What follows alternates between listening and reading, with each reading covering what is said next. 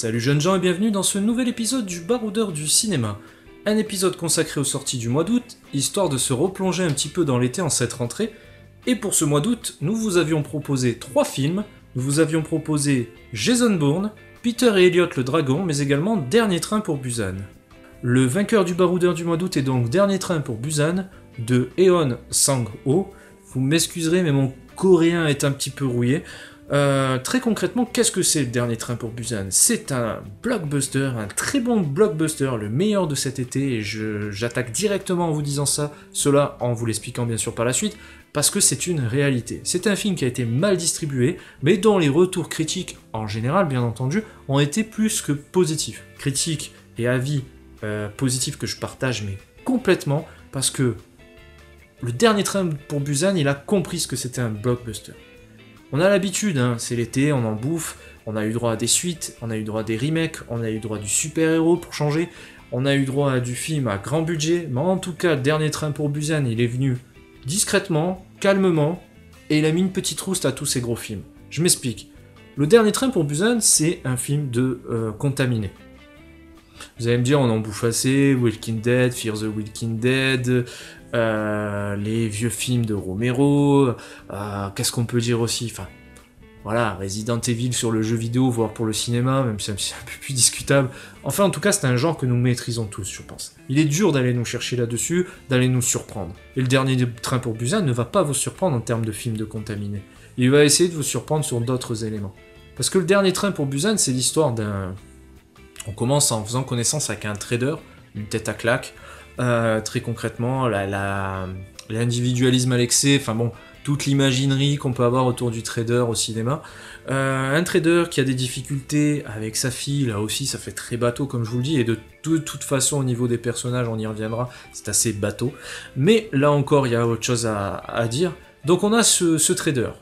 Ok, il a une fille, ça se passe plutôt mal, elle est toute jeune, hein, elle doit avoir 5-6 ans grand max, et cette fille elle va retourner voir maman, parce que maman et papa ils sont plus ensemble, et elle habite Busan, ah ben ça tombe bien, on va prendre le train, on va y aller, sauf que quand on va prendre le train, on va prendre conscience aussi qu'il y a une contamination à l'échelle nationale qui est en train de se propager, une contamination qui est partie, semblerait, d'animaux et qui s'est transmise aux humains qui perdent la vie et qui reviennent à la vie, si on peut l'appeler comme ça, qui ressuscitent sous la forme de zombies contaminés qui ne veulent que bouffer les humains qui sont encore en pleine santé.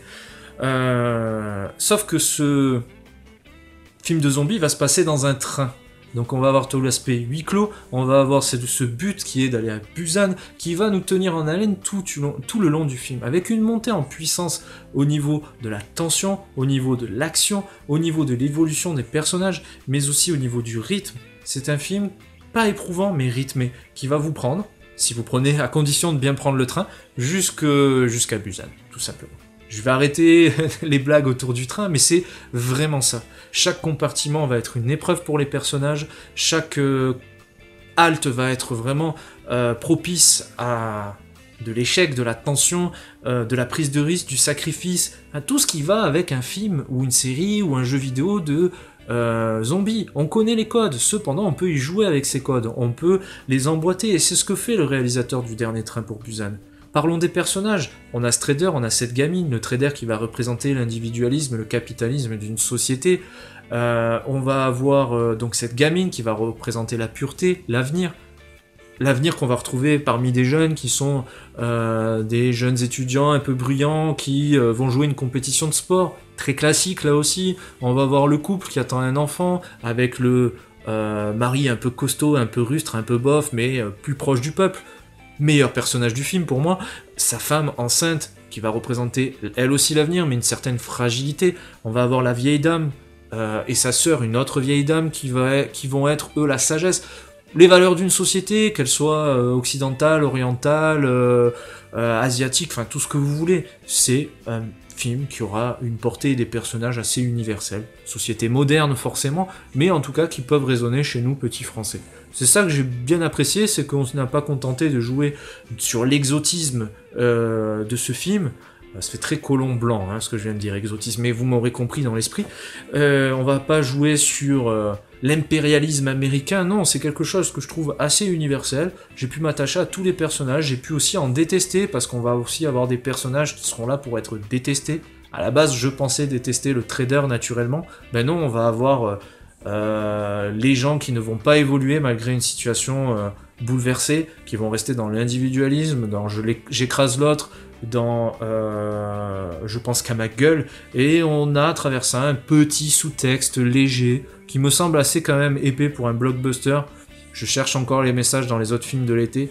Le message d'une société hyper connectée qui n'arrive pas à communiquer, une société qui est sur de l'individualisme et non sur une entraide intergénérationnelle, et on va retrouver ça dans cette situation d'urgence qui est celle des contaminés. Moi j'en demande pas plus. Tu me rythmes ça au niveau de la tension, tu me fais évoluer tes personnages, tu mets un petit sous-texte histoire que ça soit pas trop débile, et je passe un très bon moment. Même en termes de réalisation, j'ai trouvé ça bien. On n'a pas des budgets à 150 ou 200 millions là, On a du budget, je crois, j'ai lu, 10 à 15 millions. Je sais pas si les chiffres sont bons, mais en tout cas, c'est ridicule par rapport à ce qu'on fait sur des gros films, où le salaire forcément des acteurs sera conséquent, où les effets spéciaux, on va y mettre tout ce qu'il faut dedans, parce que c'est ça, et surtout la promotion va nous bouffer une bonne partie de notre budget. Ben, je pense que le train pour Busan a été mal distribué, mais du coup il a coûté moins cher, et malgré tout le résultat est aussi efficace. Même la gestion des contaminés, je l'ai trouvé bonne. C'est dur de surprendre avec ça. On a l'habitude, on en a bouffé du zombie. Enfin voilà quoi, je veux dire, sans mauvais jeu de mots, oui, on en a bouffé quoi. C'est presque l'overdose. Vraiment. Et malgré tout, il arrive à faire quelque chose d'assez effrayant avec ses contaminés physiquement, mais il y apporte une certaine logique qu'on a peut-être déjà vu ailleurs, mais qui fonctionne et dont il va se servir pour nous parler et faire évoluer son histoire. Moi je demande que ça aussi. Vraiment, c'est le film blockbuster qui fait le taf. Pour reprendre ce que disait Nico quand on avait fait Star Trek, ça fait le taf. Ouais, mais clairement, ça fait le taf. C'est équilibré, c'est bien rythmé, c'est bien géré. Il arrive à jouer sur l'individualisme de ses personnages et leur esprit d'équipe, mais également sur l'individualisme du contaminé dans son comportement, mais également sur leur effet de masse, leur effet de groupe quand ils vont aller à la charge des gens qui sont sains et qui veulent dévorer. Il y a un petit parallèle, il y a une petite comparaison, il y a encore un sous-texte dans le sous-texte. Faiblard, hein, peut-être que je fais de la surinterprétation, c'est pas non plus de la folie qui va vous manger le cerveau pendant 2 heures. Mais en tout cas, ça va vous divertir, ça va vous amuser, parce qu'il y a un humour que j'ai trouvé très bon, qui arrive à des moments où on s'y attend pas et qui arrive à me surprendre. Et je suis assez difficile en termes d'humour dans les blockbusters en général, je suis pas bon client, je trouve que j'aime bien le côté premier degré, et ce film est resté premier degré, c'est ça aussi qui fait sa force émotionnelle, sa force dramaturgique, sa force en termes de tension, voilà, c'est équilibre, c'est de la nuance malgré un côté parfois un petit peu bourrin dans des personnages stéréotypés, c'est bien dosé, vraiment c'est bien dosé. Le dernier train pour Busan est vraiment une réussite de blockbuster. Encore une fois, c'est un blockbuster. Ça se doit d'être divertissant, intelligent et de bien utiliser ce qu'il y a en place. Et ouais, le réalisateur utilise très bien le train, la notion de train. C'est pas le transperce-neige. J'ai vu beaucoup cette comparaison parce que le film Transperce-neige avait été une production internationale réalisée par un Coréen. Ouais, c'est un train, enfin voilà, je veux dire, Mr Bean en vacances aussi, il y a une notion de train, mais c'est pas la même chose, voilà. Non, c'est juste, on a utilisé le zombie, le huis clos, le train, une destination qui nous attend, parfait. Personnage qui évolue physiquement dans le train, qui avance à l'avant du train, comme ils vont avancer sur leur propre destin. Certains ne vont pas vouloir avancer et vont mourir. Certains vont même reculer sur des choses très primitives et individualistes, et vont mourir aussi. Certains n'ont rien demandé et vont mourir aussi. Il y a un certain fatalisme que j'ai trouvé plutôt intéressant. On oublie de faire ça dans nos blockbusters actuels. Le héros ne peut pas mourir. Le gentil, le méchant doit être gentil. N'est-ce pas Suicide Squad? Enfin voilà, je vais pas me servir de dernier train pour Busan pour taper sur les autres, mais je constate les faits. C'est mieux fait. C'est mieux équilibré, c'est mieux dosé. C'est des termes que je vais beaucoup répéter parce que c'est exactement ce que j'ai vu. Ça ne révolutionne pas, mais ça fait le travail correctement. Moi, j'ai kiffé ce moment, j'ai kiffé ce film. Je m'en fous qu'il soit coréen, je m'en fous qu'il ait un petit budget, même si c'est quand même drôle de voir qu'un World War Z qui voulait faire quelque chose de similaire avec une portée mondiale et politique, avec un Brad Pitt et sa blondeur immaculée en avant, eh ben, 4 connards de Corée avec un réalisateur que je connaissais pas et un petit budget t'ont fait la même chose. Ben voilà, y a pas photo. Si vous avez pas vu ce film, regardez-le. Regardez-le vraiment avec l'esprit d'un blockbuster. N'allez pas chercher le dernier film de Refn ou la Tortue Rouge, qui étaient des super films de l'été, mais qui avaient une portée un peu plus autoriste et surtout un peu plus... comment dire, moins grand public. Ouais, Dernier train pour Busan, c'est le bon divertissement qu'on devrait avoir tous les mercredis en salle, que ça soit l'été des blockbusters ou le mois de décembre pour les fans de fin d'année. Vraiment. La violence est plutôt supportable, il y a du sang, oui, c'est des zombies, oui, ils n'allaient pas se faire semblant de saigner forcément, ou ne rien montrer. Ouais, il y a des surjeux typiques de cinéma, même si je suis pas un grand spécialiste, donc je veux pas aller plus loin dans cette analyse parce que ce serait manquer de respect à tout un pan du cinéma mondial. Ouais, la musique parfois, elle est un peu facile, elle va aller chercher le tire-larme. Encore une fois, quand c'est dans de bonnes intentions, celle de nous amuser, de nous surprendre, de faire monter une tension en nous, je pardonne assez bien. Et si je devais mettre une note à ce film, je n'hésiterais pas à dégainer le 7,5 sur 10. Vraiment, c'était un des meilleurs films de l'été en termes de blockbuster et même peut-être dans mon top 3 des films de l'été. Ouais, j'ai kiffé. Vraiment, j'ai kiffé. Dites-moi si vous l'avez vu, ce que vous en avez pensé. J'ai pu échanger avec des personnes qui n'avaient pas aimé. Je comprends, hein, après, chaque avis se respecte. Ça fait le taf. Vraiment, je te cite Nicolas, mais c'est la bonne expression. Ça fait le taf par un bon dosage, par un bon équilibre, par des personnages qui sont attachants, par une constance de rythme et d'attention que le spectateur a en regardant ça. Je me suis pas emmerdé. Encore une fois, je suis monté dans le train, j'ai adhéré totalement et je suis allé jusqu'à Busan avec un grand plaisir. En faisant attention aux contaminés, mais avec grand plaisir. Premier bonus de cet épisode, le délicat et enfantin Peter et Elliot le dragon. Franchement, j'en attendais rien de ce film, hein. Un remake du film de 1977 que j'avais revu du coup pour l'occasion, qui a extrêmement mal vieilli forcément, mais qui garde ce petit charme entre mélange de vraies images réelles et de dessins animés.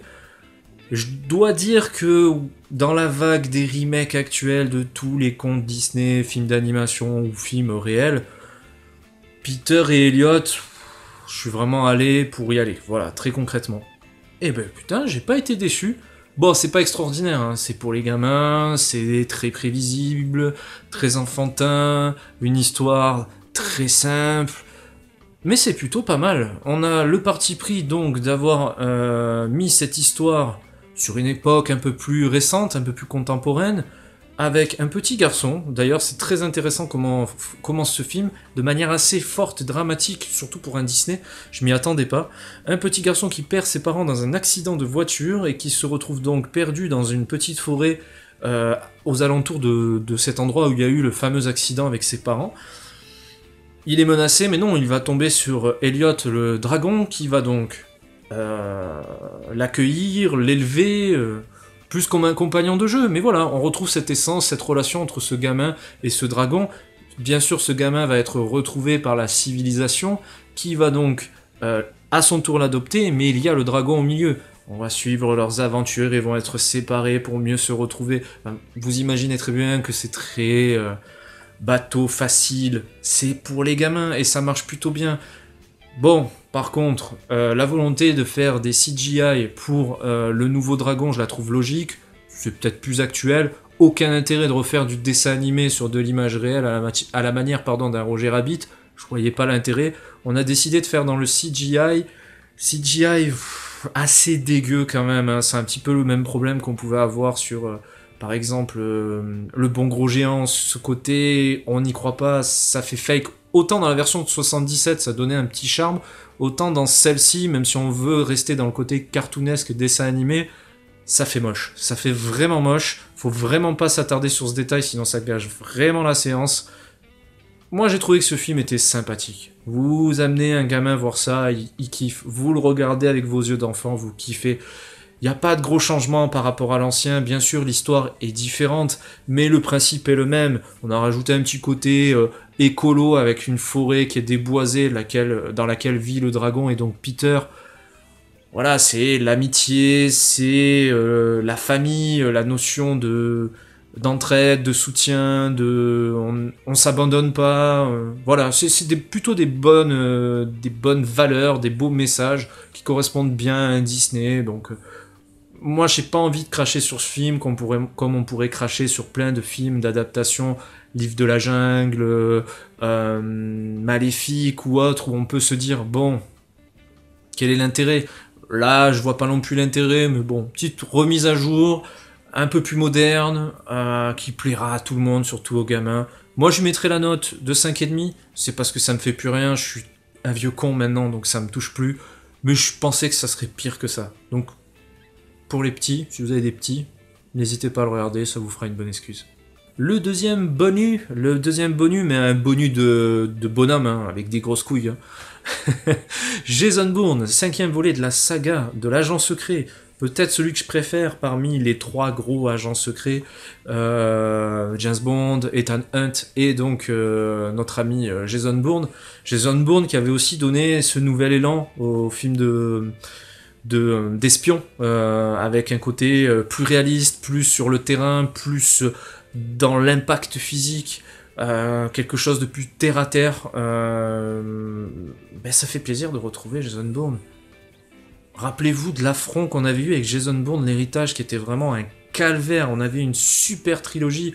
On avait surtout l'épisode 2 et 3 mené de main de maître par Paul Greengrass, qui est un réalisateur que j'aime beaucoup.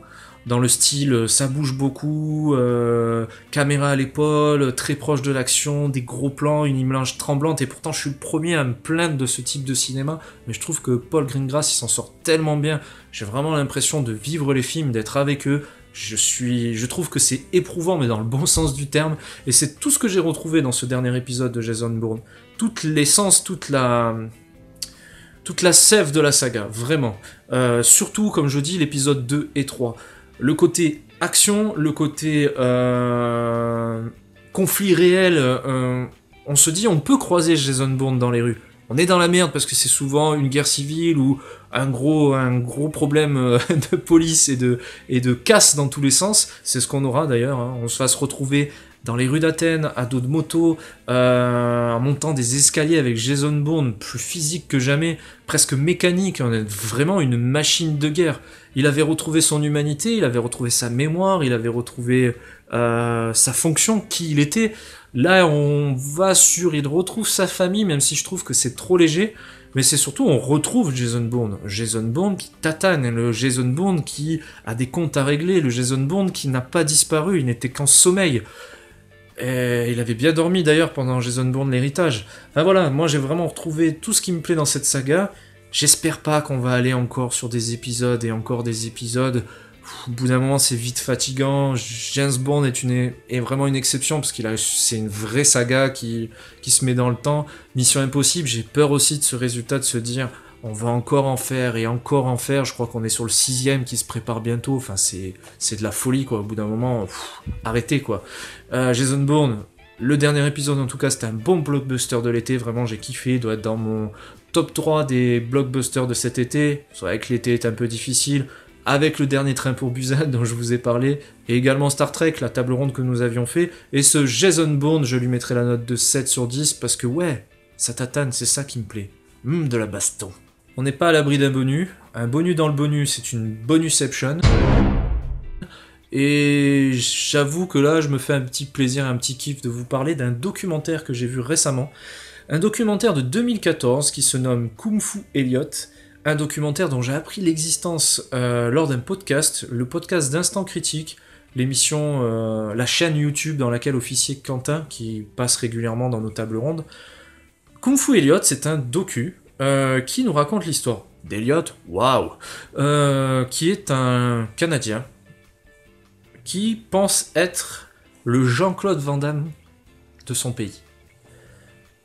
Sauf que Elliot, c'est un mec qui fait des films à l'arrache, avec les moyens du bord, avec quelques dollars, beaucoup d'investissement personnel, pas beaucoup de talent, faut l'avouer. Et c'est surtout un gars qui embarque ses amis, sa copine, sa famille dans ses délires. C'est de l'autoproduction, c'est du cinéma du quotidien, et on a des personnes qui sont allées le filmer sous la forme d'un documentaire qui va s'étaler sur plusieurs mois où on va voir la vie d'Elliot. Elliot, c'est un branleur, c'est un fan de cinéma d'action. Chuck Norris, c'est son idole. Jean-Claude Van Damme, qu'il pense être français, c'est son maître. Il adore le cinéma asiatique, les films de kung-fu. Il est en couple avec une asiatique, parce qu'elle est asiatique et qu'il kiffe ça, le mec, quoi. Ouais, c'est un gros branleur, mais il est attachant. On montre un mec qui fait les films à l'arrache, comme vous pouviez le faire peut-être petit, enfin moi c'était mon cas et pas que petit, de faire des films où on se met des coups de poing dans la gueule en pensant qu'on est en train de refaire Die Hard. Bah c'est ça, c'est Elliot. Et dans Kung Fu Elliot, en fait, on va donc le suivre dans son petit business de cinéma, hein, le cinéma du quotidien, le cinéma du clochard, hein, n'ayons pas peur des mots, mais moi c'est un cinéma que j'aime bien, et j'aime bien ce type de personnage. Ça me fait penser à Striptease, l'émission belge où on allait filmer des gens du nord de la France ou de la Belgique dans leur quotidien. Des gens modestes, des gens peut-être des fois un peu légers, mais ils naissaient souvent des petits moments de poésie et j'adore ces gens-là. Sans aucune supériorité, parce que moi aussi ça m'arrive de dire des grosses âneries, ça m'arrive de manquer de culture, ça m'arrive de mélanger les mots, mélanger les expressions, ça m'arrive de... ouais, d'être un mec normal, quoi, en gros. Et Elliot, il est un peu ça, mais... voilà, il pense qu'il va devenir une star du cinéma, c'est juste des moments magiques, j'adore ce type de personnages un petit peu marginaux. Ils sont comme vous et moi, mais ils ont ce petit grain de folie qui fait qu'ils n'ont pas honte de faire les choses. Le ridicule ne tue pas, mais heureusement, parce qu'ils seraient morts instantanément. C'est génial. Elliot, il a fait un film, il l'a sorti en format DVD, et il le vend devant les petits supermarchés de son secteur. Bah, pour vous donner le nom d'un de ses films qu'il a sorti en DVD, They Kill My Cat. Ils ont tué mon chat. Et on le voit se battre pour venger la mort de son chat, mais avec toute l'énergie d'un vrai acteur, d'un vrai réalisateur, d'un vrai scénariste, mais sans le talent, c'est génial. Alors on aurait pu se contenter de faire un documentaire où on voit ce mec partir dans des délires, cinéma, Asie et autres. Pourquoi pas le voir dans son quotidien, dans ses faiblesses, dans son côté un petit peu ridicule mais attachant. Et ça m'aurait très bien convenu, sans me moquer, j'aurais pu passer un très bon moment et trouver ce personnage attachant. Mais le documentaire, on sent qu'à un moment ça part en couille, parce que Elliot part en couille. On va passer du rire à l'attachement au glauque, mais vraiment. Et j'ai trouvé ça excellent de pouvoir, dans l'inédit, dans l'instantané, dans le documentaire, parce que rien n'est prévu, même si vous pouvez baliser au maximum votre documentaire de points à ne pas louper, forcément il y aura une part de surprise et ça fait tout le charme des documentaires. Et Kung Fu Elliot est un documentaire qui a énormément de charme. Si vous aimez ce cinéma-là, de l'arrache, si vous vous reconnaissez dans je fais mes propres films, mes propres montages, mes propres délires, c'est souvent moche mais j'y mets toute ma passion, vous allez kiffer Kung Fu Elliot. Vous allez y voir vraiment un personnage tellement ouf, tellement starbé, j'aime pas ce mot, c'est vieux jeu, vous voyez, j'aurais pu être dans une émission de striptease sans problème. C'est fou. Ben moi, je kiffe ces moments-là. Enfin, j'ai enfin vu ce documentaire, j'ai vu ce que je voulais voir, quoi. C'est la vie avec son petit grain de folie, ces moments pas calculés. Et si je peux vous conseiller ce documentaire, regardez-le. Il est facile d'accès maintenant, il est sur Netflix. Donc c'est pas difficile, essayez de vous procurer le code d'un ami ou peut-être de le trouver par des moyens pas très légaux, il y a vraiment moyen de le trouver. Je l'ai enfin vu, j'ai kiffé. Du rire au glauque, je trouve que ça résume assez bien ce documentaire.